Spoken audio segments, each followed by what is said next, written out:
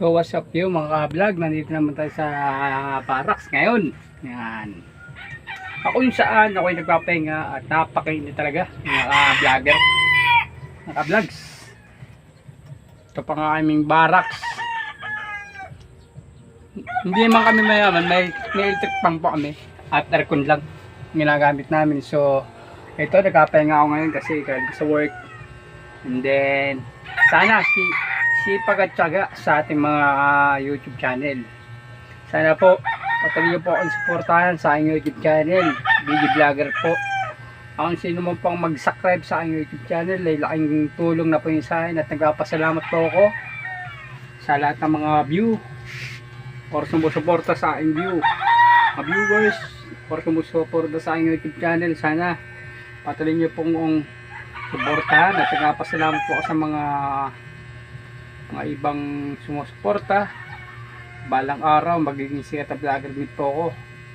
Sana mga YouTube channel ito na ginagawa ko, DJ Vlogger, Desmond Peter, sana patuloy niyo pong suportahan na kung saan ay humingi po ako ng donation para sa OFW na ako po yung naaawa sa lahat po ng walang makain, lalo sa mga pulubi, sa lansangan, mga mahirap. Sana patuloy po natin silang bigyan ng mga pagkain o bigyan natin ng mga blessing.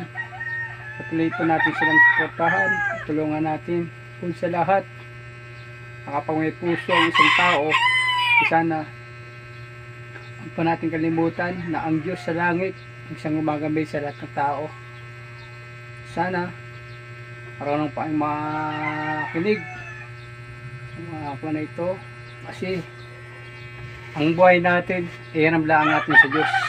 Lahat po ng mga matyong sariling buhay natin, iharap pa natin sa Diyos. Ang Diyos po ang isang magabay. Sa langit po siya. Sana patuloy niyo pong basahin ang John 3:16, sapagkat gayon na lamang ang pag-ibig ng Diyos sa sanlibutan.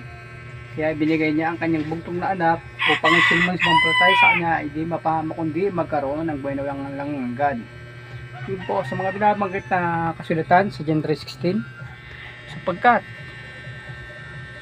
gayon na lamang ang pag-ibig ng Diyos sa sanlibutan. Sa makasanlibutan, mga gawain mga tao, ay makasalanan po yun sa Diyos. So tayo po, sana po patuloy niyo po akong suportahan. Akong maging sikat man itong aking YouTube channel, laking pasasalamat ko na makakatulong ako sa kapwa-tao, lalo sa mga mahirap, mga walang makain po.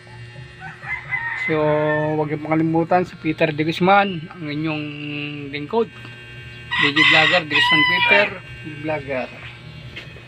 Paano ako dito,